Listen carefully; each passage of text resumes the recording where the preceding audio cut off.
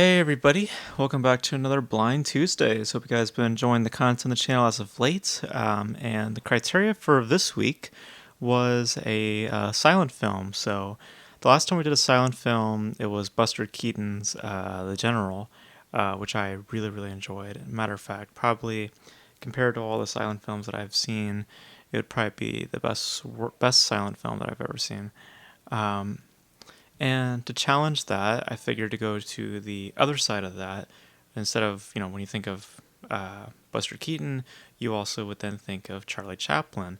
And I figured to watch one of his most notable films, and that film being City Lights, which was written, directed, produced, and composed by Charlie Chaplin, and of course starring Charlie Chaplin as well. Um, Notable piece for it being within the early era of sound, which the jazz singer being quite extraordinary for being that transitional, I guess, a transitional film from the silent era into that sound era, which I've heard from a few online that the jazz singer is not necessarily the first sound film, which is why I say transitional film, not necessarily the first sound film. There's people that challenge that statement, and there's evidence to suggest that perhaps that there is, that jazz singer is not that thing. But focusing on City Lights though, starring Charlie Chaplin as the tramp, as would be a occurring character throughout many of Charlie Chaplin's films. He falls for a blind lady played by Virginia Cheryl, who makes her living of sorts by selling flowers, and he's head over heels over her, and he wants to impress, and he tries to find some way of doing so, and in finding that sort of thing, and finding trying to find some way to impress, he stumbles upon a millionaire who is a raging alcoholic, and on one night almost decides to take his own life. And during his drunkenness, he befriends Charlie Chaplin, and the two of them, just kind of go around and drink and all this sort of stuff. And Chaplin meets the girl again and puts on disguise that he is a millionaire, and through that he tries to help her while simultaneously keeping the image of his millionaire, persona, and all these misadventures and all these obstacles start to play out. And essentially, what you get from the film is a pretty standard idea, which is about the lengths that one will go through to in order for the service of love, or for having love for another.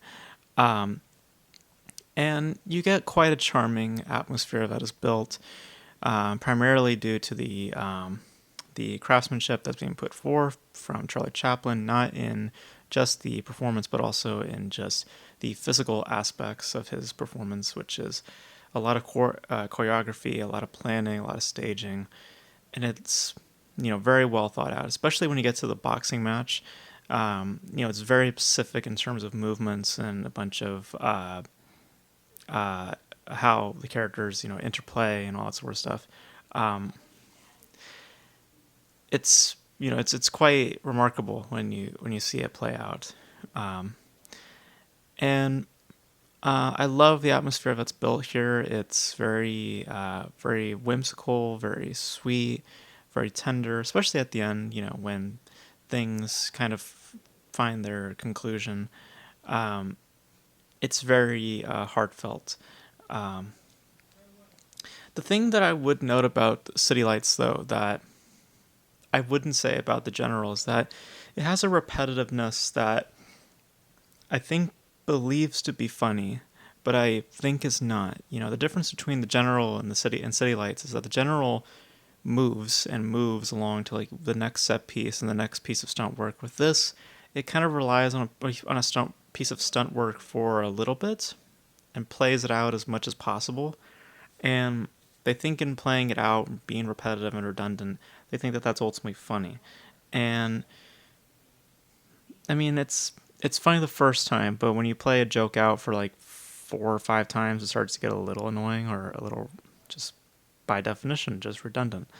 Um, so I think that would be ultimately the weak point of the film. It be relying on that sort of sensibility, um, but it's wonderful. I mean, there are so many great qualities to it from aesthetic point of view, from the performances, um, just by investment alone. Um, it's odd though that the usage of sound was almost in some ways a distraction. Apparently, reading up here, Chaplin actually developed a script in 1928, which was like right when sound became the talk of the town, um, and I guess he was working within silent production still, at that time.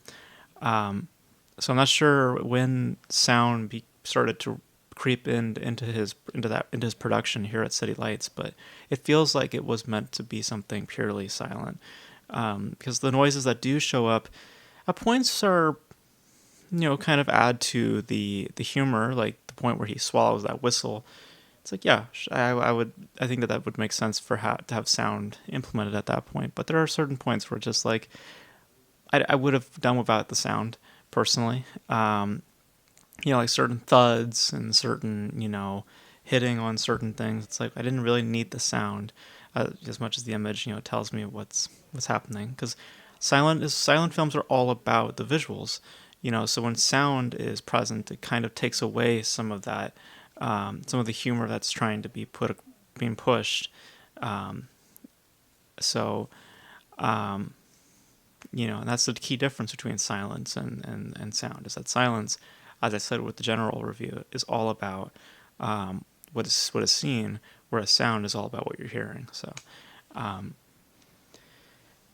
but I found the music to be very nice as well. Again, done by Charlie Chaplin, as well as edited by Charlie Chaplin. I just noticed. So this is a very much his vehicle, and apparently Arthur Johnson was apparently also a part of the music, but he was not credited.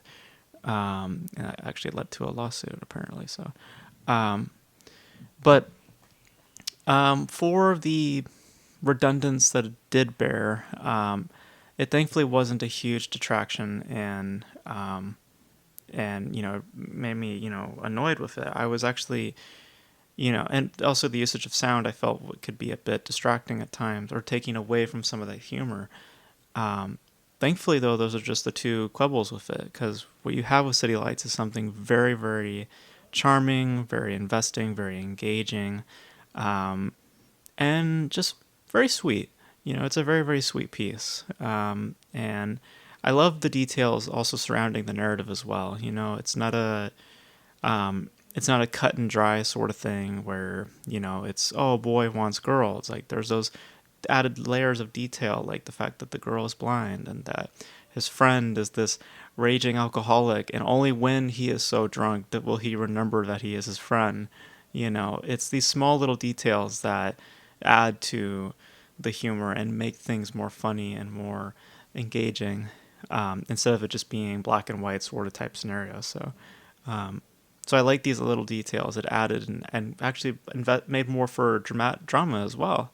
When the girl needs the money at at a certain point, it does create some level of tension, because you're just like, will he get the money in time? Will he get this and that? You know. So I found it to be very, very, very engaging, and again, just insanely charming. Not to the heights of, say, The General was, but very good as its own. And I think that it works solely as a piece of silence. With that sound that is there, is a bit of a disturbance, or a bit of a like, like, oh, okay, I guess there is sound, and it might be just what I'm bringing to it, but yeah, I thought it was pretty good. I'm not sure if I would call it a, um, you know, I'm not sure if I'll call it like a masterpiece per se, because seeing here, and just from word of mouth, I've heard City Lights is like fantastic. I could say though that it's pretty good, but I'm not gonna sit here and say like it's amazing, because I do have those issues that I mentioned. But pretty good on it in its own right, and just those small things, I wish weren't really there, but as it is, pretty good. So yeah, so those are my thoughts on City Lights. I thought it was pretty darn good. Not as good as the general, but still pretty good. I personally prefer Buster Keaton over Charlie Chaplin. Don't hate me, but if Charlie Chaplin's act is to be redundant, I believe it is. Because I remember, I think it was the Gold Rush, right? Was that the film's called name? Just want to make sure. Charlie Chaplin, because I've seen a couple of Charlie Chaplin films. I believe it was the Gold Rush, right? Yeah, the Gold Rush. Yeah. I remember that also being fairly redundant as well. Um, so yeah, so that's sort of his trademark. It seems to have just play acts over and over again. And I don't know. I prefer more Buster Keaton style, where it's more, there's more details than the obvious nature. It's not just, isn't this funny? Let's do it again. Let's do it again. Let's do it again. It's with Buster Keaton. It's more like, isn't this funny? Okay, now let's expand upon it. Let's see how much further we can take it. So that's just me. But uh, com- yeah, compared to the Gold Rush, its memory, I would say City Lights has a lot more. Because City Lights, I will say this also, it feels like the narrative, the thread is ultimately a thread, an excuse to do a collection of skits, whereas the general, everything played to its plot. So I would say that that's the main difference with this, is that City Lights is a collection of skits, whereas the general is ultimately a story that has, you know, that has a collection of stunt work. So that's how I would feel it. But this being Blind Tuesdays, we're going to go to the wheel, and we're gonna see what's up. So here we go. So I'm gonna spin the wheel here, and we'll see what's going on. So, all right, here we go. And for Blind Tuesdays next week, it is going to be a